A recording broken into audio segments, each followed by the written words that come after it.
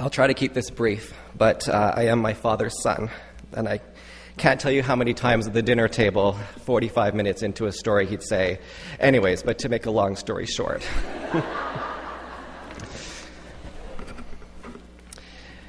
On the surface, we were polar opposites. I liked to read GQ, and he liked to read Popular Mechanics. He loved camping, and to me, camping was if the hotel didn't have room service. We came from two very different worlds. Sometimes he would just look at me and wonder how we could be related. But on a deeper level, we were exactly the same. We both have the gift of the gab. We're both extremely stubborn and passionate. And we would, fight. And then immediately make up and hug and profess each other's love for one another. It was an Irish thing. He was so amazingly supportive of my sister and my dreams and our goals in life, even if they didn't reflect his own ambitions. He never pressured us to be anything but true to ourselves, and that couldn't have always been easy. For a rough kid, a hockey-playing, boxing, ex-military alpha male, it couldn't have been easy for him to hear from his 7-year-old son out of the excruciating 4 words, "I want to dance." It was my mother who initially worried about my request, fearing I'd end up alone and unloved and some extra in a Busby Berkeley montage. But my father insisted that I was to be able to express myself creatively, even if that meant having to pick me up after dance class, the only father picking up the only boy. When I think about my father now, I'm reminded of the old Mark Twain maxim. Twain said of his own father, "When I was a boy of 14, my father was so ignorant I could hardly stand to have the old man around. But when I got to be 21, I was astonished at how much the old man had learned in 7 years." Indeed, through most of my adolescence, I thought my father a fool. He was, I determined in my younger days, a cretin, a Philistine, a man who lacked social grace and understanding of the finer social mores and embarrassment. My father refused to buy new clothes and would boast in public how he bought his shirts and pants at the Sally Ann, or worse, that he found this baseball hat or these gloves while on one of his many walks on the forest trail near our house. "Can't beat free," he would proudly exclaim while dusting off the dirt, grime, and mucus from a sweater found near a dumpster. Articles of clothing clearly meant to be retired would be unwittingly recycled and worn with a sort of pathetic pride.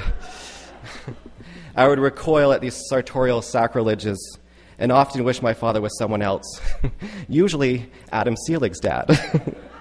A city planner who always wore elegant brand-name clothing, Adam's dad could elaborate on jazz, politics, architecture, while my dad could talk about how to remove a catalytic converter from his Ford Econoline van. I often wondered how I could be his son.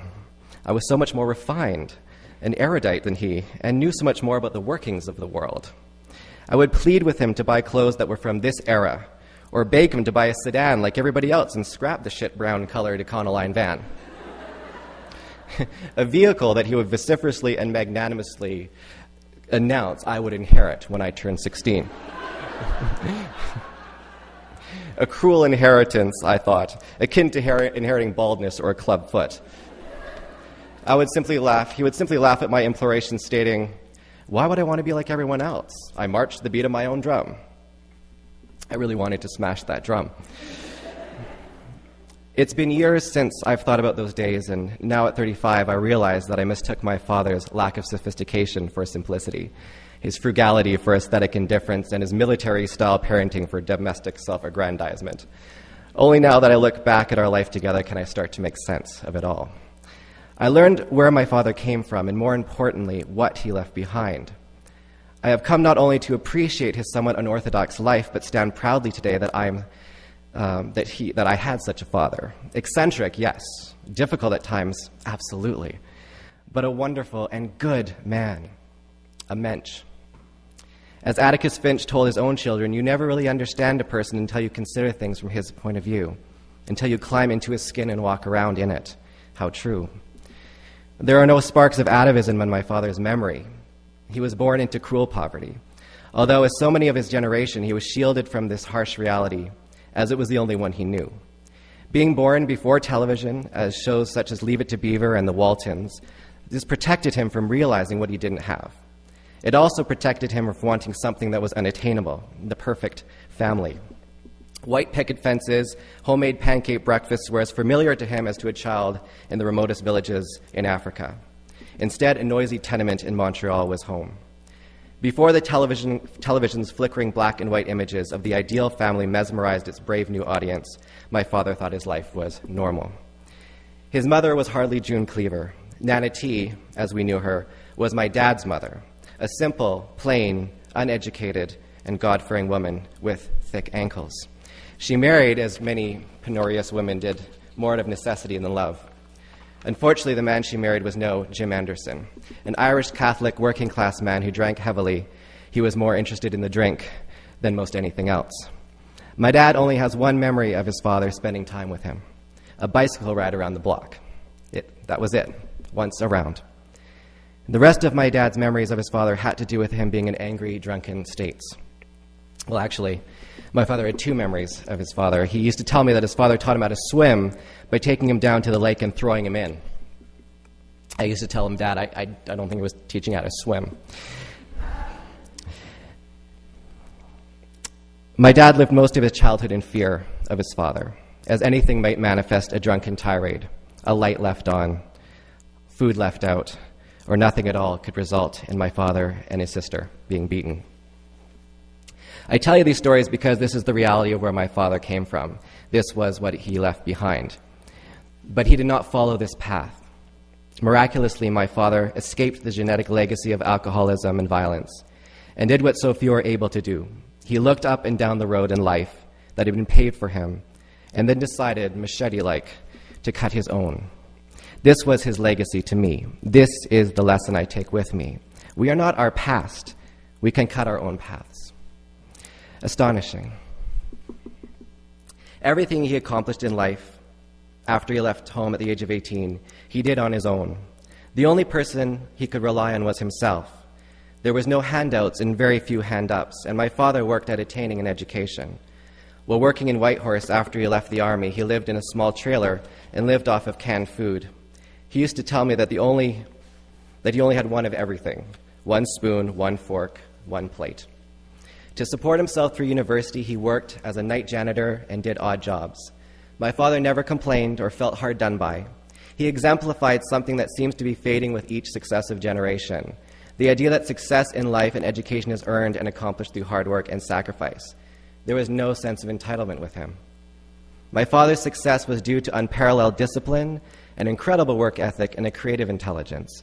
He was driven not by any monetary goal, but with a strong desire to better himself, and by bettering himself, he bettered the people around him.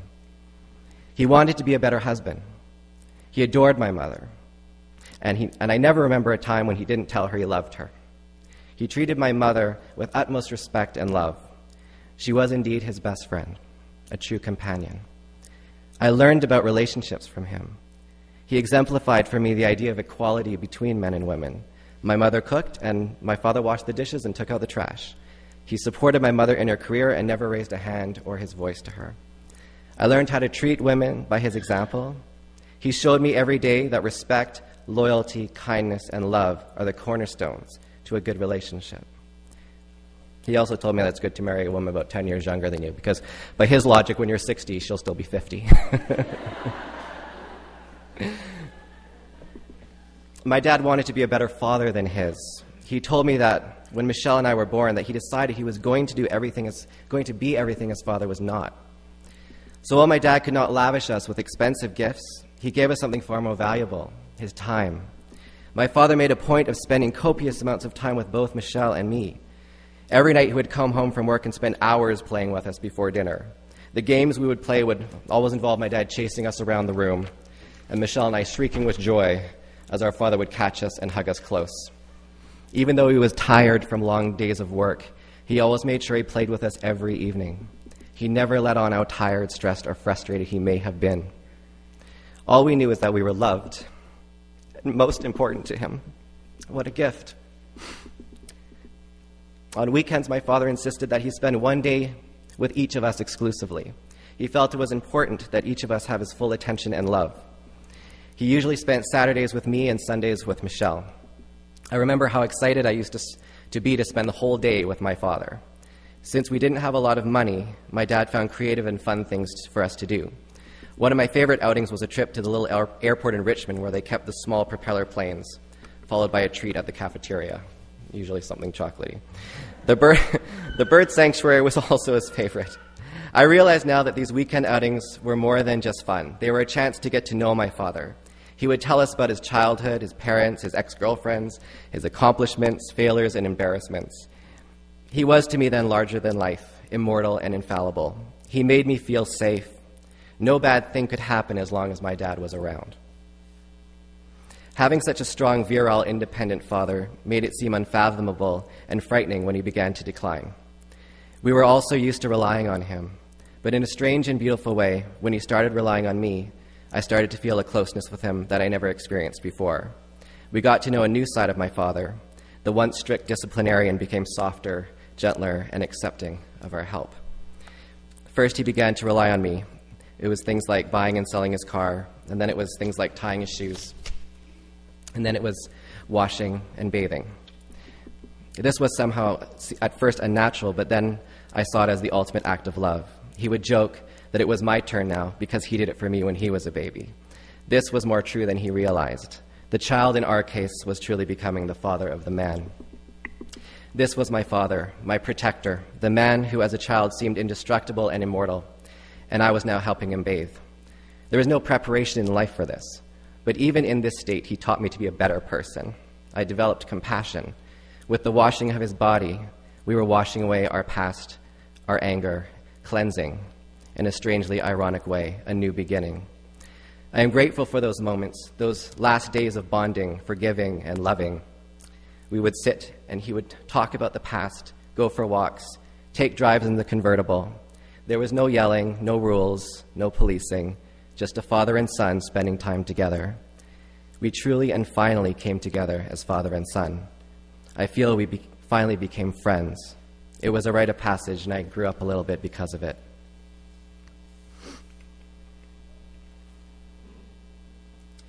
When I look back, I realize the used clothes and the Econoline van were love letters to us. You see, he put himself last so we could have more. All the things that caused me so much embarrassment in my adolescence, I realize now were done for our sake, that we could have a better life than he did. I now realize that if at the end of my life I was able to be half the man that he was, I would truly consider it a blessing.